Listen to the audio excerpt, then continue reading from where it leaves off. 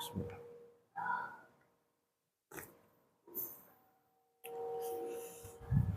Assalamualaikum warahmatullahi wabarakatuh. Bismillah, alhamdulillah, wassalatu wassalamu ala rasulillah wa ala alihi wa sahbihi wa mawalah. La hawla wa la quwata illa billah. Amma ba'd. Wa ala al-musannif rahimahullahu wa nafa'ana bi-ulumi fid dharain amin. Sahabat-sahabat semuanya, kita akan melanjutkan ngaji kitab Tanqihul Qaul. Masih di bab siwak ya. Masih di bab siwak. Hadis yang ke-3 kalau nggak salah. Bismillahirrahmanirrahim.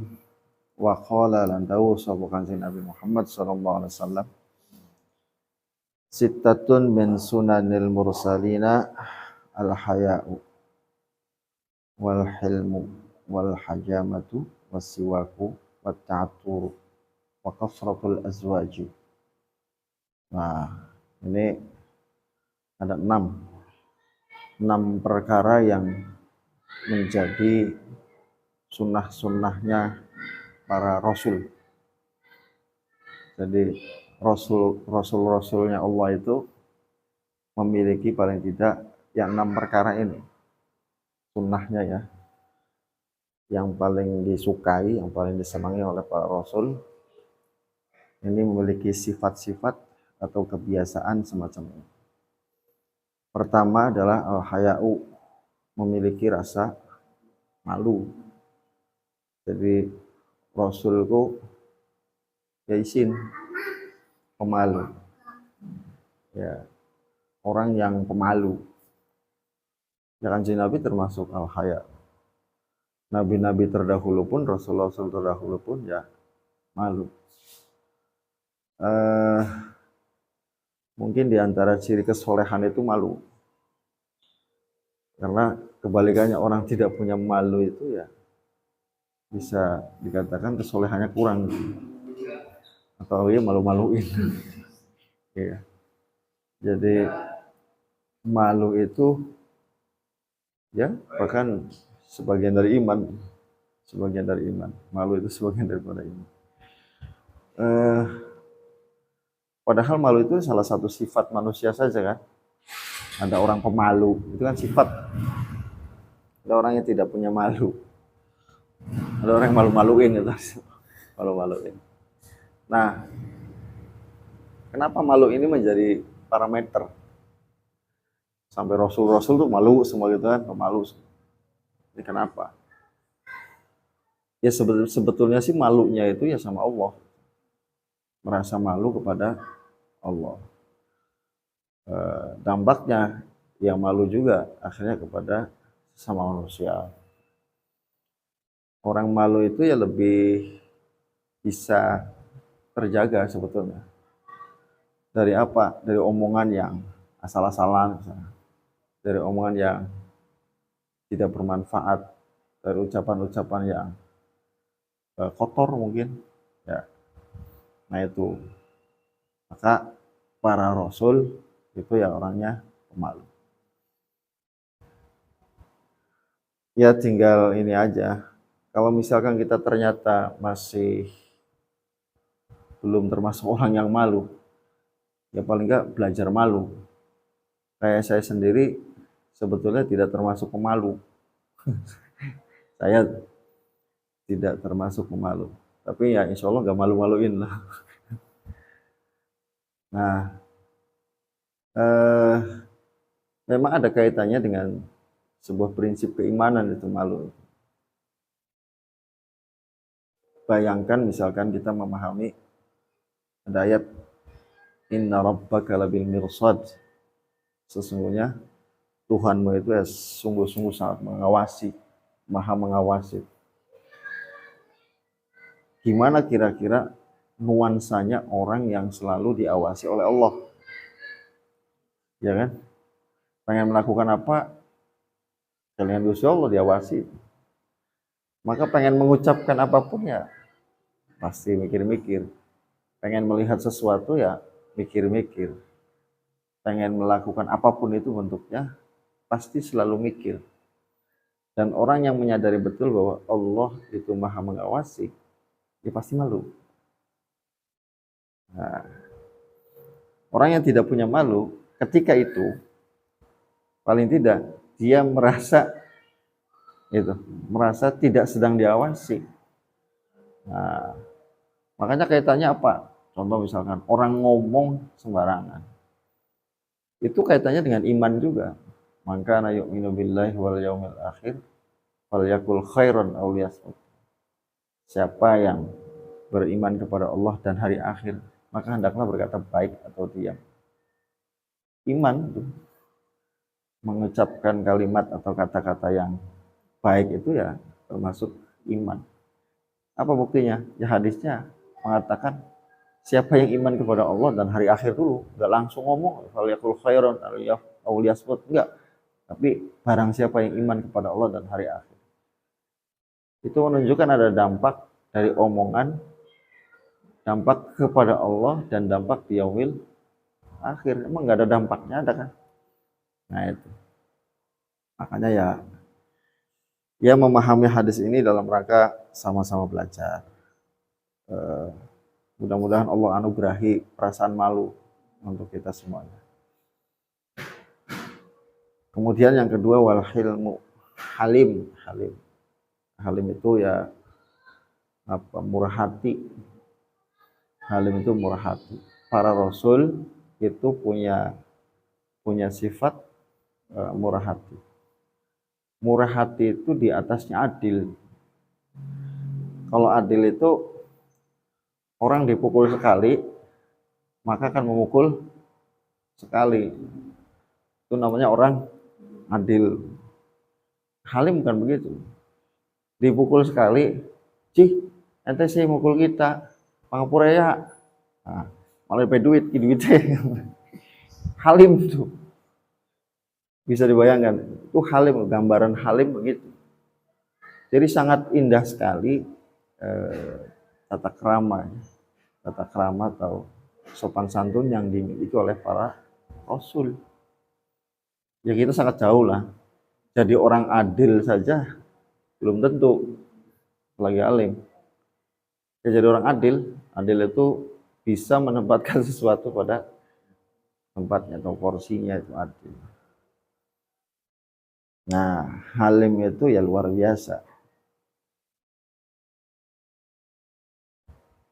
Halim itu sebetulnya kaitannya dengan sebuah kesadaran juga. Orang bisa halim. Di para rasul halim semua kan. Mereka itu punya kesadaran penuh akan ketuhanan sebetulnya.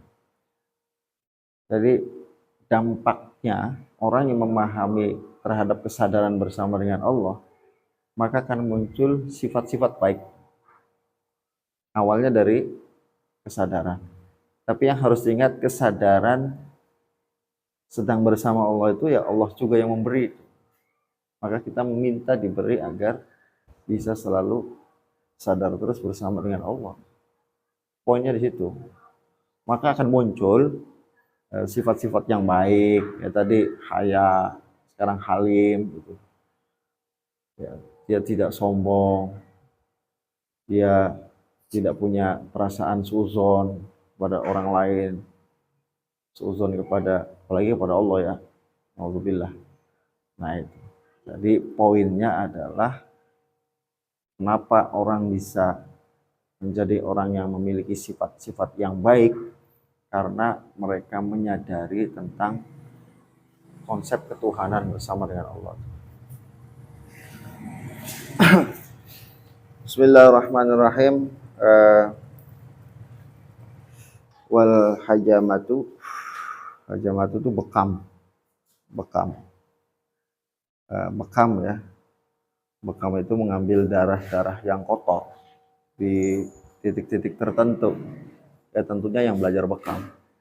Dari punggung, dari kepala mungkin ya, di dada atau di mana lah.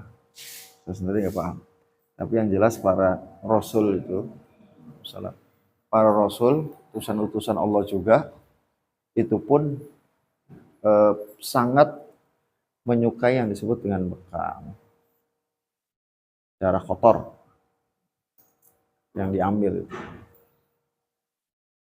Ini artinya apa sih? Artinya menjaga kesehatan. Menjaga kesehatan. Munculnya penyakit itu awalnya sebetulnya dari darah semua. Makanya kalau periksa ceknya apa? Darah, pengen asam urat, pengen darah tinggi, pengen penyakit jantung, hati apa segala macam yang dicek apa? Darah. Berawal dari darah yang tidak sehat, maka organ tubuh juga tidak sehat. Nah, bekam itu langsung mengambil titik pusat yang tidak baiknya, darahnya yang diambil. Darah yang kotor itu menyebabkan penyakit soalnya. Ya saya nggak hobi tapi ya pernah lah beberapa kali bekam. Nggak sakit. Kayak dicokot semut.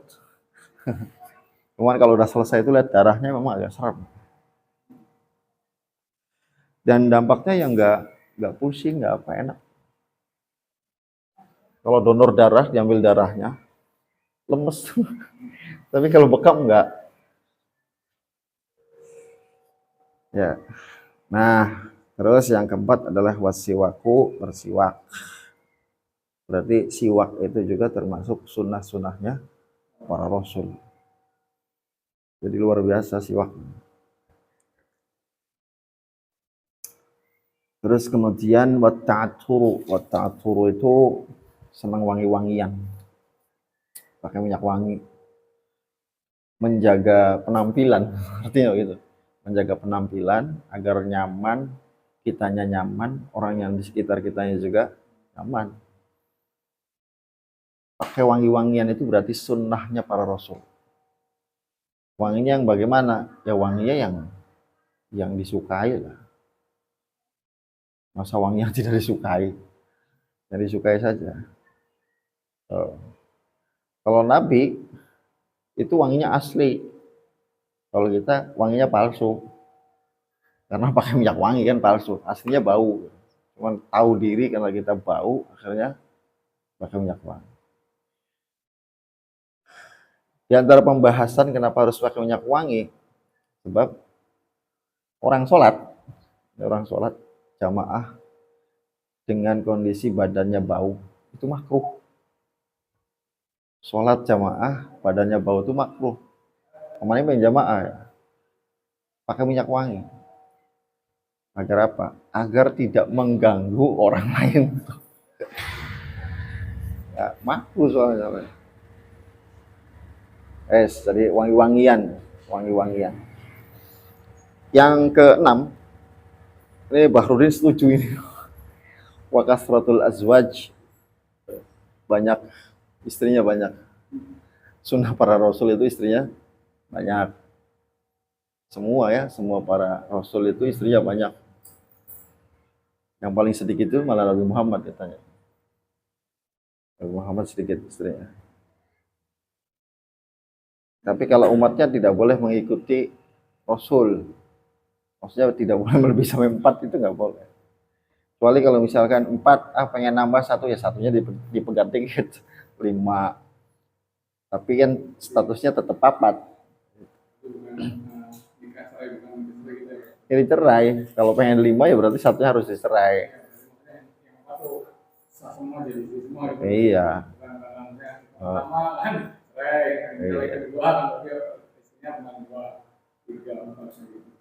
Dan sunahnya para rasul itu ya menikah gara-gara menolong orang gitu. Bukan karena selera syahwat. Wong ayu-ayu misalnya dikahi orang-orang yang kesusahan, janda-janda punya anak sing dua-dua. Nah ini sunnah para rasul. Bismillahirrahmanirrahim. Hadis berikutnya, wa qala sallallahu alaihi wasallam, dawuh sapa Nabi Muhammad sallallahu alaihi wasallam. Salah satu wajibatun ala kulli muslimin. Ada 3 kewajiban bagi orang-orang muslim, bagi setiap muslim. Tapi kewajiban yang dimaksud ini lebih kepada sunnah muakkad atau atau sunnah muakkadah. Jadi sangat disarankan. Karena kalau misalkan wajib dalam perspektif fikih, bisa jadi yang orang yang tidak melakukannya dosa itu. Ya, apa itu 3 kewajiban itu atau sesuatu yang sangat dianjurkan oleh Nabi Muhammad bagi setiap muslim? Yang pertama adalah al-ghuslu yaumal jumu'ati. Mandi di hari Jumat. Jadi sebelum berangkat Jumatan atau pagi Jumat atau menjelang Jumat, sunnah untuk namanya ghuslul Jum'ah. Mandi di hari Jumat. Faedahnya apa? Faedahnya adalah dalam keterangan yang lain atau hadis yang lain, orang yang melakukan mandi Jumat, maka dia dosa-dosanya diampuni antara Jumat yang satu dengan Jumat yang berikutnya. Berarti Jumat yang lalu sama Jumat yang sekarang, itu dosanya diampuni sama Allah. Mandi, baru cuma mandi. Makanya dipentingkan kalau misal kamu mau Jumatan, mandi walaupun cuma ya gua sunnah beka, jubar terus kabeh. Yang penting kan meratai seluruh air ke anggota tubuh gitu kan. Sudah mandi. Kemudian yang kedua adalah wasiwaku. Nah, siwak, sebut lagi itu siwak.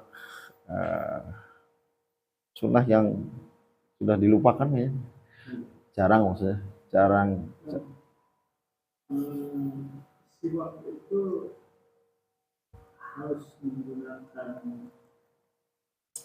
kayu siwak atau sikat gigi. sikat gigi. Beda. Sikat gigi dan siwak itu beda. Walaupun tinjauan higienis atau kesehatan mungkin ya dalam penemuan mereka itu ya lebih bagus sikat gigi mungkin ya. Tapi kalau siwak itu memang khusus, bahasanya memang siwak. Siwak itu apa? Penjelasannya begitu. Siwak itu adalah jenis kayu, memang namanya kayunya siwak. Ya memang menggunakan kayu itu saja yang disebut, tidak kayu yang lain. Berarti memang siwak atau kayu siwak ini khusus dan ada sesuatu yang terkandung di dalam siwak itu sendiri. Ya saya nggak tahu persis itu kandungan siwak itu bagaimana, tapi yang jelas ya membersihkan. Yang pasti itu ya membersihkan, memperkuat gigi, menjaga gigi, terhindar dari bau. Nah, siwak itu kan sunnahnya bukan hanya ketika pengen sholat, pengen ngaji, bukan hanya itu. Ketika merasa mulutnya bau pun siwak. Ada sikat gigi kan boleh, pada adus pak ya. Ada siwak boleh. Siwak itu ketika kita mulutnya merasa nggak enak, ada bau, siwakan.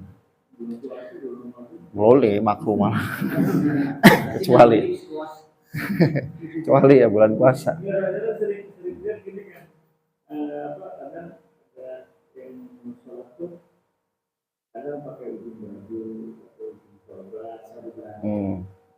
Nggak tahu. Itu bagian dari siwak atau? Nggak tahu. Tapi kalau siwak ya pakai siwak. Kalau itu ya mungkin dalam rangka penghormatan, sama-sama membersihkan lah. Tapi yang nggak tahu, saya nggak pernah mendengar satu keterangan bersihinnya pakai sorban. Pamannya nggak usah sajadah. Nggak pernah tahu. Tapi memang saya pernah lihat beberapa orang yang menggunakan itu. Ya, bagian depan aja.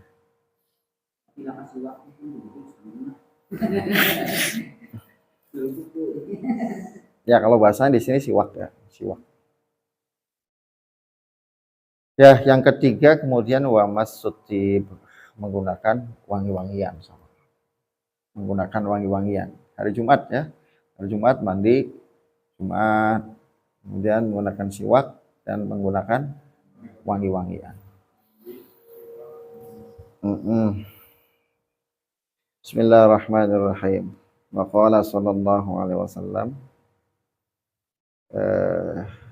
tibu afwahakum bisiwaki fa innahu tariqul Qur'an. Katakan Nabi, bersihkanlah ya. Bersihkanlah mulut kamu bisiwaki dengan siwak. Atau bisa misalkan diartikan ya wangi-wangian, supaya mulutnya itu wangi, maka gunakanlah dengan siwak. Ini yang keren itu yang berikutnya ini, fa innahu thariqul Quran, karena sesungguhnya membersihkan mulut dengan siwak itu adalah jalan Al-Quran. Siwak jalan Al-Quran. Nah, priben kok siwak tapi jadi jalannya Al-Quran.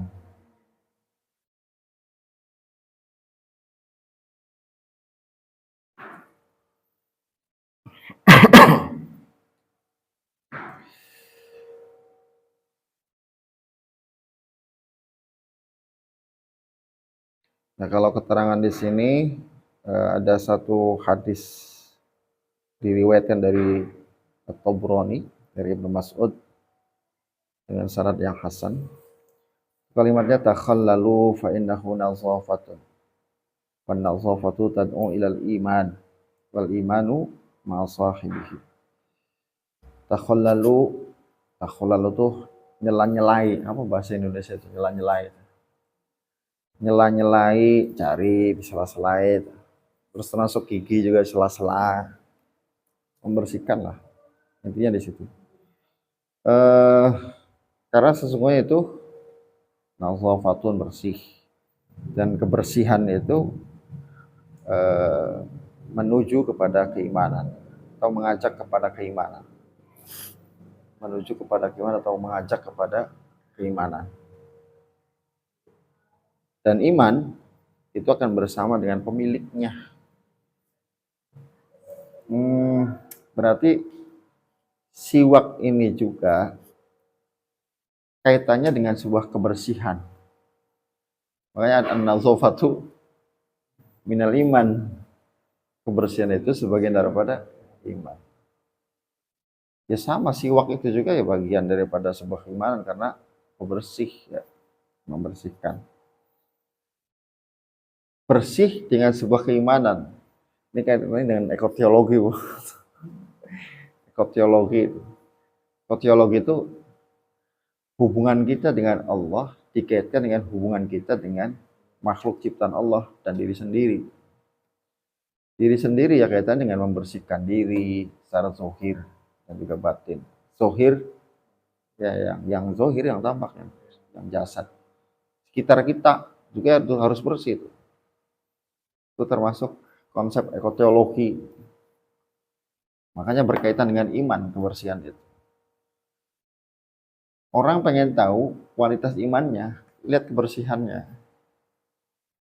Lihat kebersihannya. Lengme umai belaratan,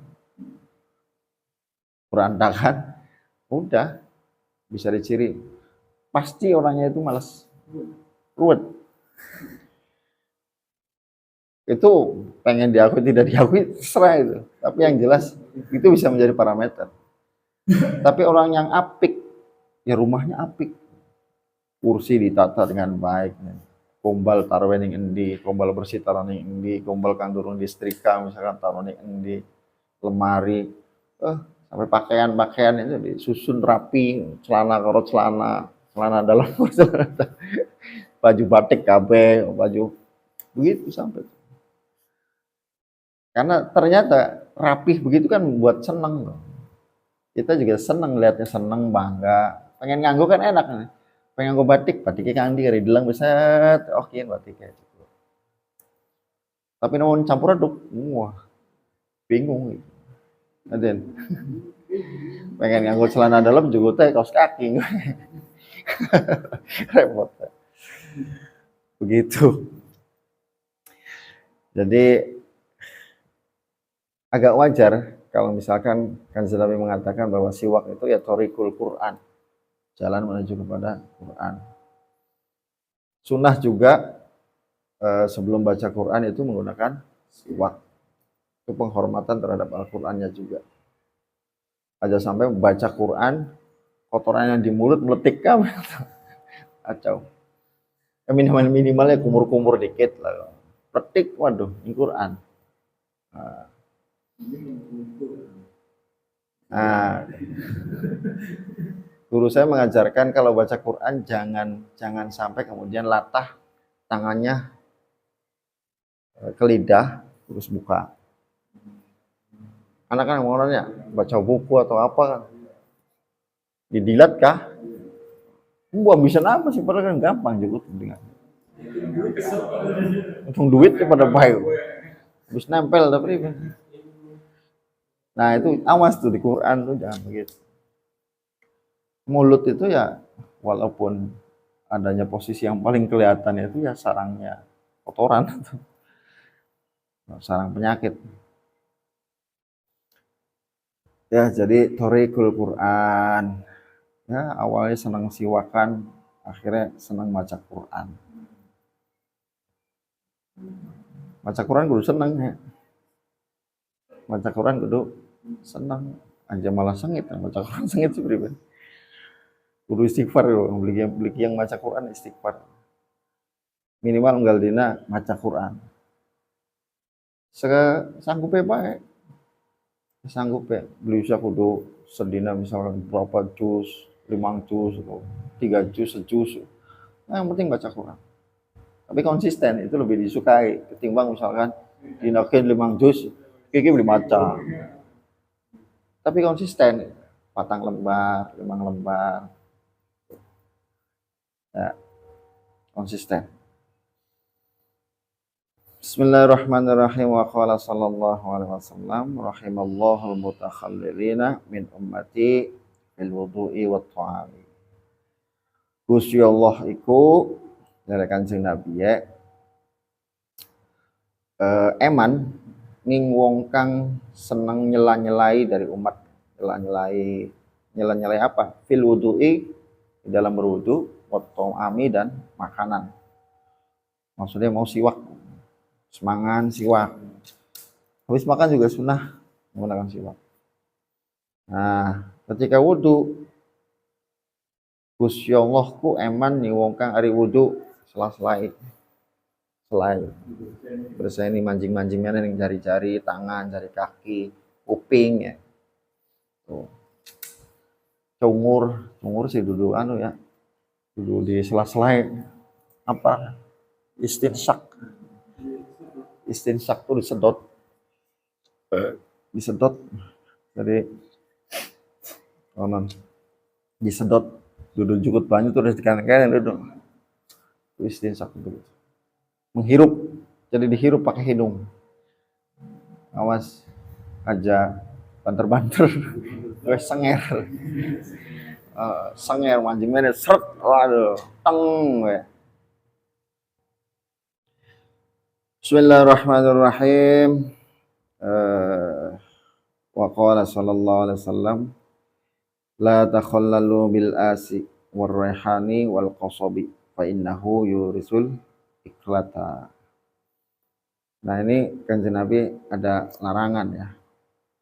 Larangan nyela-nyelai gigi dengan bil asi kayu as.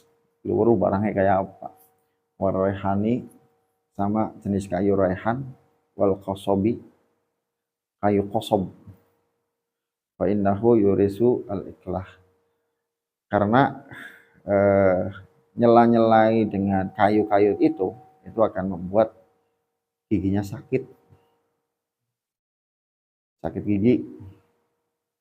So, bikin sakit gigi.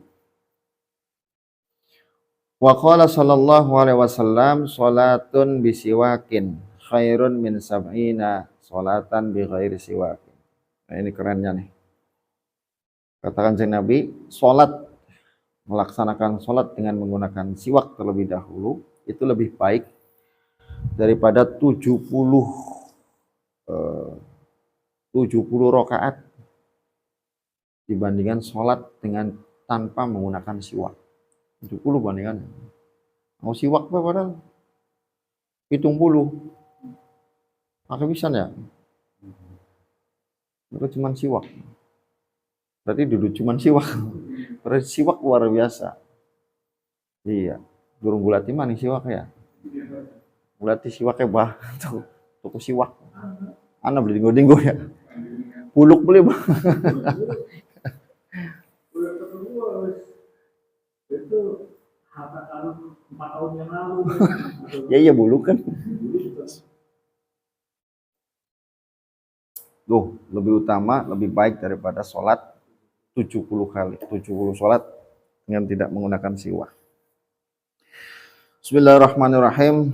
Sedikit lagi. Wa qala sallallahu alaihi wasallam, ma zala Jibrilu yusini bisiwaki hatta khasyitu ayadrudna asnani.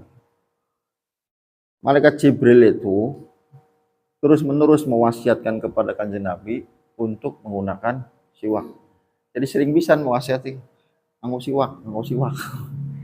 Pokoknya sering. Masalah tuh nggak berhenti-berhenti. Artinya saking seringnya ngongkon nganggo siwak malaikat Jibril. Sampai-sampai kata Kanjeng Nabi, saya itu merasa takut, khawatir. Khawatir ya giginya itu akan kropos kalau tidak menggunakan siwak. Malaikat Jibril, emang malaikat Jibril nganggo siwak beli, Pak? Sih beli 2 untu, Pak. Enggak sih, malaikat Jibril 2 untu. Tapi ngongkon wae Kanjeng Nabi nganggo siwak. Malaikat Jibril. Berarti kan memang saking urgennya ya. Saking urgennya, saking pentingnya siwak ya. Malaikat Jibril kang yang bu 2 untu beli ngongkoni wae Kanjeng Nabi nganggo siwak. Wa qala sallallahu alaihi wasallam umirtu bisiwaki hatta khiftu ala aslan. Oh. Amartu ya amartu aku sudah diperintahkan bisiwaki dengan siwak itu. Hatta khiftu sehingga aku ini merasa takut ala aslani terhadap gigi-gigiku. Oh, jadi setelah Kanjeng Nabi diperintahkan tadi melalui malaikat Jibril ya, disuruh untuk menggunakan siwak. Jadi Kanjeng Nabi itu kalau tidak menggunakan siwak sampai merasa takut barangkali giginya bermasalah. Tapi memang iya untuk termasuk barang kang sebetulnya dirawat, kudu dirawat. Tapi agak sering kelupaan. Nom-nom zaman segini 40 tahun pada ompong. Obat. Iya, bisa jadi obat. Bisa jadi memang beli sikat gigi, Pak. Iya. 40 tahun. Wong-wong bengen sampai 70 tahun masih utuh.